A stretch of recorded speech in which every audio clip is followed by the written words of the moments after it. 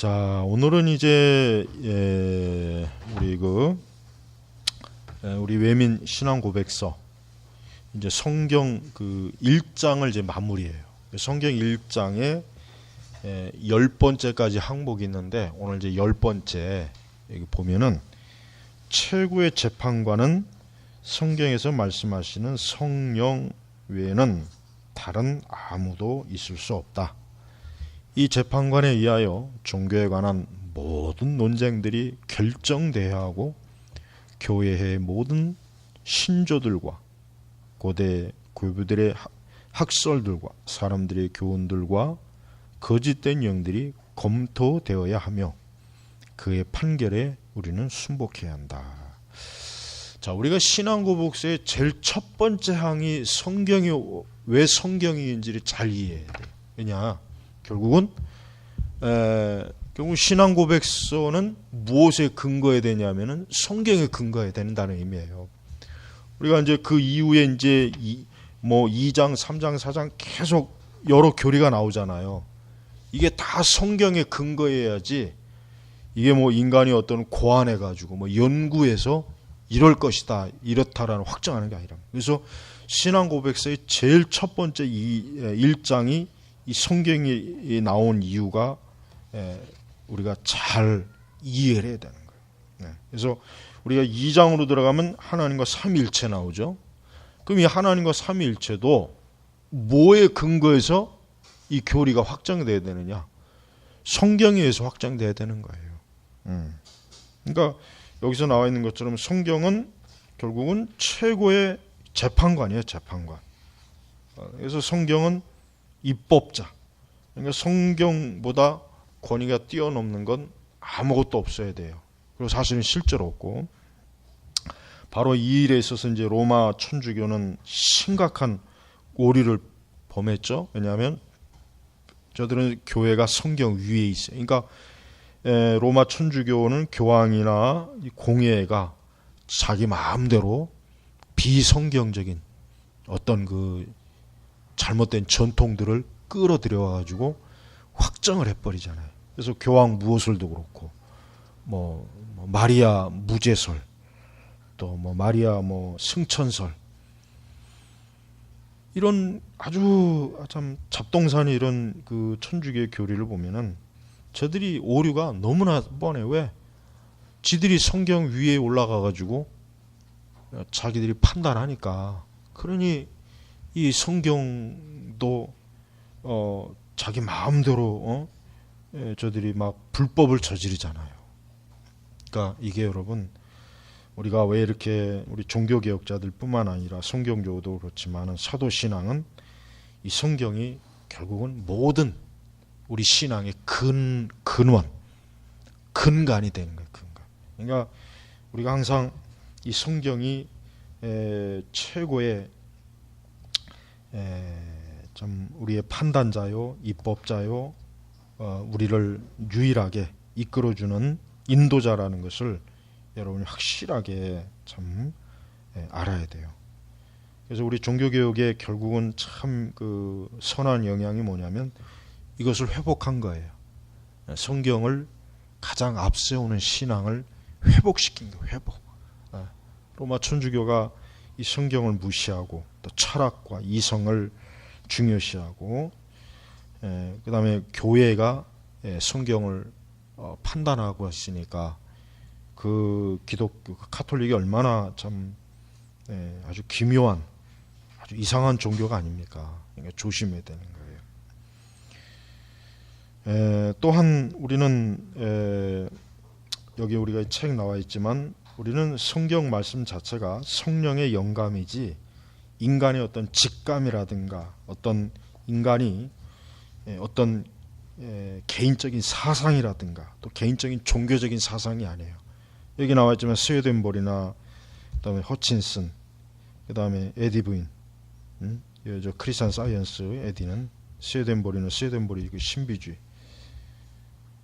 허친슨은 잠깐 까먹었네. 허친슨은 또 몰명교도 마찬가지고, 추가한다면 한국식으로 추가한다면 문선명, 이만희,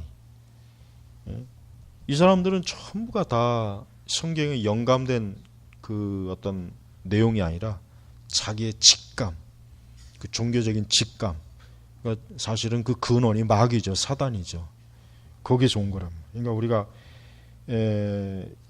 특히 이단과 이런 사이비 이단들의 주장하는, 그 다음에 기독교에서 파생한 그 사교, 종파, 오켈트, 이런 부분들이 전부가 다 이 성령의 영감에 의한 어떤 성령의 조명을 받지 않고 지 멋대로 그냥 이렇게 해석하고 이해해서 아주 기괴한 이단이 돼버리는 거예요. 참 조심해야 돼요. 그러니까 이 성경을 이렇게 정말 잘못 이해하게 되면 이 마귀가 얼마나 이 강하게 역사하는지 굉장히 심각합니다. 우리나라는, 특히 우리나라는.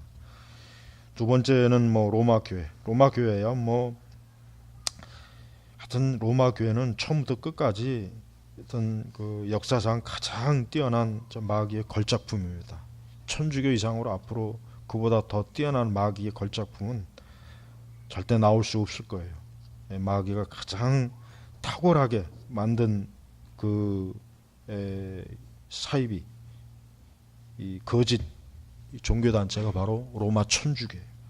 그래서 우리가 로마 천주교는 자신들이 성경을 판단하고 이해하는 아주 자기들이 주인이라는 그 관점을 가지고 있단 말이에요. 그러니까 아주 불행한 거예요. 세 번째는 우리 이제 기독교 내에서도 우리가 종교 개혁과 일치하지 않는 그러한 그 여러 신앙 유형이 있어요. 뭐 현대주의, 뭐 자유주의죠. 현대주의는 자유주의를 얘기하는 거예요. 그다음에 신정통주의, 뭐 그뿐만 아니라 오순절 은사주의, 뭐 굉장히 많죠. 굉장히 뭐 정말 엄청나게 우리의 신앙, 우리 종교개혁 신앙과 신학에 맞지 않는 그런 아주 오류들을 담고 있는 신학이 너무나 사실은 많습니다. 너무 많습니다. 그래서 참 이런 것들을 우리가 조심해야 돼요. 그런데 지금은 뭐 이제 이런 걸 중요하게 여기는 시대가 아니죠. 지금은 뭐 이런 걸 가지고 이렇게 뭐 따지는 시대가 아니야. 지금 참 안타까운 건 이런 부분을 뭐 이게 중요해서 이것 가지고 이렇게 따지는 시대가 아니란 말이에요. 그러니까 그만큼 오늘날 교회는 참 이 방향을 잃은 술 취한 술주전뱅이하고 꼭 비슷해져 버렸어요. 갈치자로 길을 걷고 어디로 가야 될지 방향 감각이 상실돼 버렸어요. 그리고 교회 안에 보면은 이 교회 안에 나쁜 놈들이 있어요. 나쁜 놈들이 이게 누구냐? 이 하나님의 이 진리를 지 멋대로 넓게 열어놓는 자들. 이 사람들이 참 나쁜 사람들이에요. 그런 자들이 총회나 이런 데서 교권 행사해가지고 제대로 치리를 못하게 만들고 지가 맞고, 그러니까 아주 그 나쁜 인간들이 있어요. 조심해야 돼, 조심해야 돼. 두나게 같은 경우도 그 명백하게 그 잘못된 건데 그걸 옹호하고 있는 아주 그 나쁜 놈 있죠, 그 아주 박모라고. 그런 인간을 무슨 뭐 강해설교 대가니 뭐 강해설교는 무슨 얼어 죽을 읽어보면은 지말 하고 있던데 무슨 강해설교를 해요. 그러니까 우리는 사람을 숭배하면 안 돼요. 누가 되었든지 간에 하나님의 말씀이 최고의 지위를 차지해야지. 뭐 사람이 누가 뭐 말했다, 누가 말했다, 이건 중요한 게 아니란 말이에요. 그 사람의 말도 성경에서 판단을 받아야 돼요. 누구를 할지라도 예외가 없어요. 한 사람도 오직 성경에서 판단 받아서 성경에서 그릇되면 누구를 막론하고 그건 잘못된 거예요. 우리가 어떤 사람의 권위에 괜히 성경보다 더 높게 두면 안 되는 거예요. 근데도 이게 이렇게 당연한 건데도 이렇게 보면은 실제로는 또 그렇지 않아요. 실제로는 보면은 좀 영향력 있는 사람이 뭐 얘기하면은 그거에 이렇게 반대를 못해요. 반대를. 이거 잘못된 거죠. 누가 얘기했든지 간에 뭘 얘기했든지 간에 성경에 맞지 않으면은 단호하게 그걸 치를 해야지. 지가 뭔데 뭐 하나님의 이름은 뭐 사람이 함부로 판단할 수 없다는 등 그따위 그 막말을 해서 그 이단을 척결을 못하고 이렇게. 그러니까 여러분 우리나라 이 교단을 보면은 갈수록 개판이에요. 옛날에 70년대까지는 교단이 참 그래도 제대로 이게 참 이게 교리대로 이렇게 움직였는데 80년대 넘어오면서 개판이 돼 버렸어요. 80년대 넘어오면서 이젠 교단들이 어때요?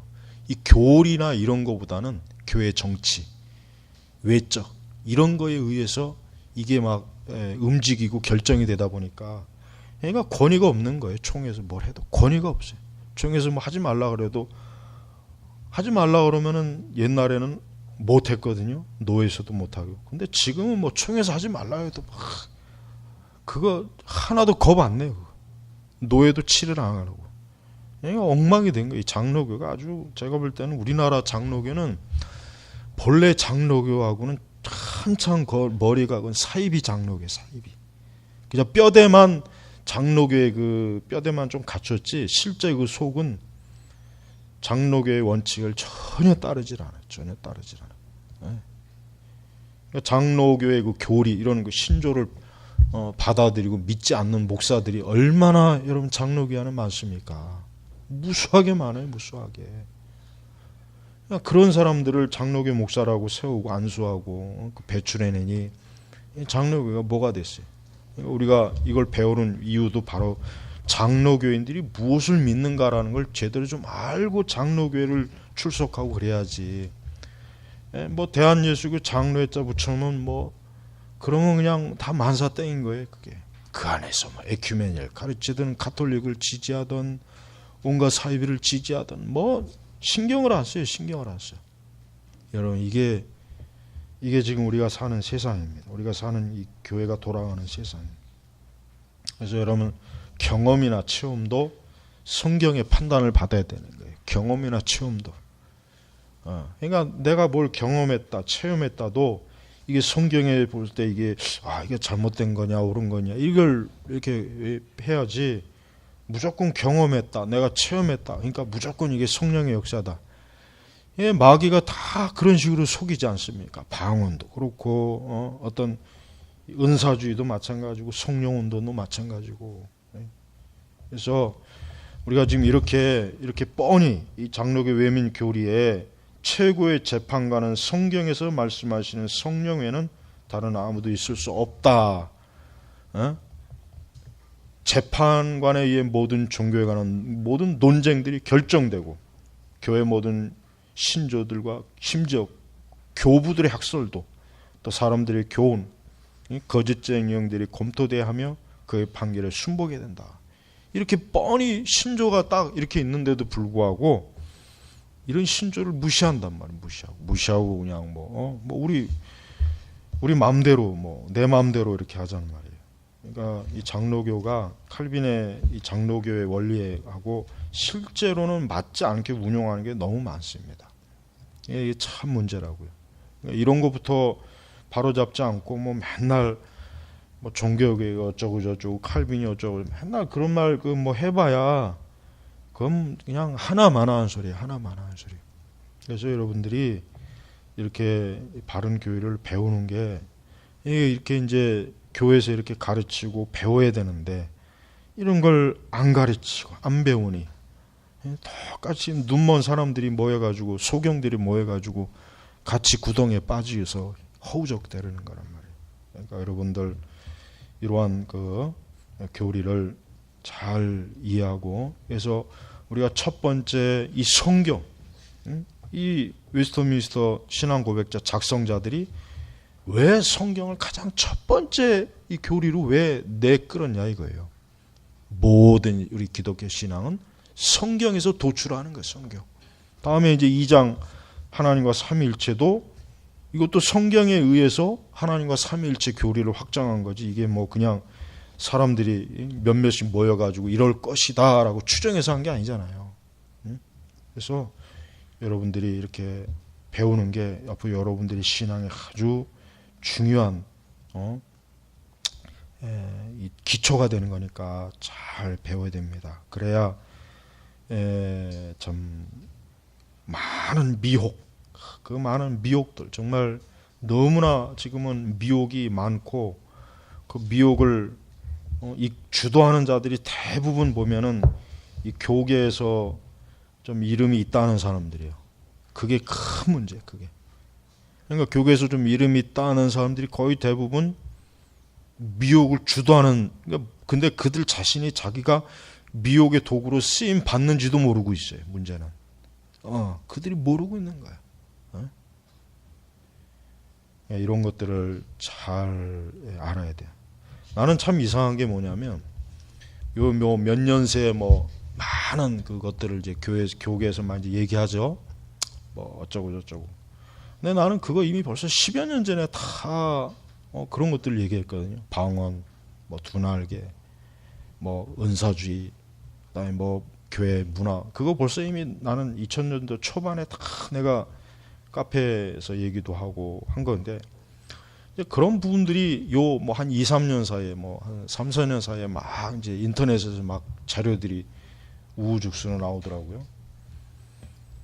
그런 거 보면은 뭐 이제 와서 뒷북을 많이 뭐 뒷북이라도 안 치는 것보단 좋은데, 이게 어떤 초기 어떤 현상이 나오면은 그걸 즉각적으로 알아채야 돼요.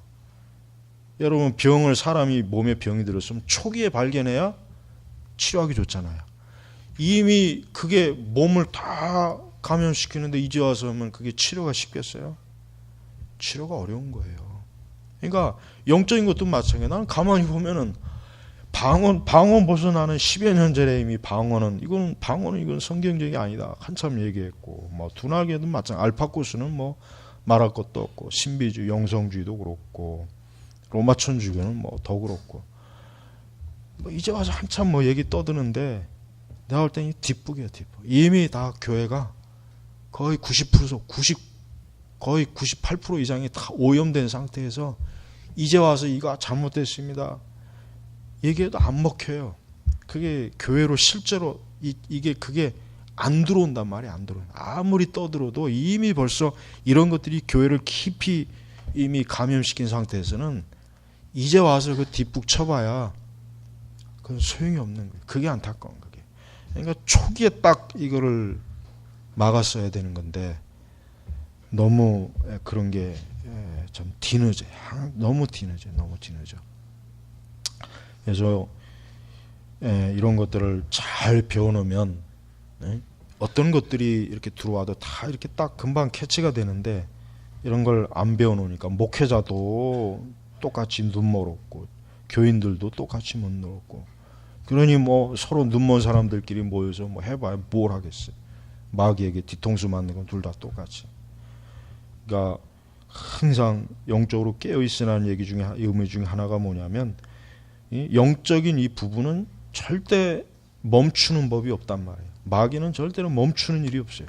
항상 어떤 식으로든 교회를 늘 속이고 미혹하는 어떤 짓을 꼭 범해요. 그런 현상이 꼭 나오게 돼 있단 말이에요. 초기 현상이. 그럼 그 초기에 그걸 확 잡아버려야 되는데, 이미 한참 다 진행되고 난 다음에 이제 와서 뭐 방언 문제도 참 우리가 책도 내고 그랬지만은, 이 방언 문제 이제 맨날 이거 방언 떠들어봐야 이거 뭐 고쳐질 리가 거의 없어요. 이미 뭐 방언은 누구나 다 교회에서 인정하잖아요. 방언 금하는 교회 있습니까? 우리나라 교회 중에 웬만한 교회 다 방언 금하지 않아요. 그냥 하게 내버려둬요. 그거 하지 마시오. 그 성경적인 거 아닙니다. 이렇게 못해요. 그렇게 했다가는 난리 나요. 그래서 뭐 성령의 역사를 거부한다는 둥, 하나님의 은사를 부정한다는 둥, 이따위 소리를 한단 말이에요. 그럼 목사들 꼼짝 못해요. 목사들도 성도들 이렇게 대들면 이게 얼마나 이게 안타까운 일이에요.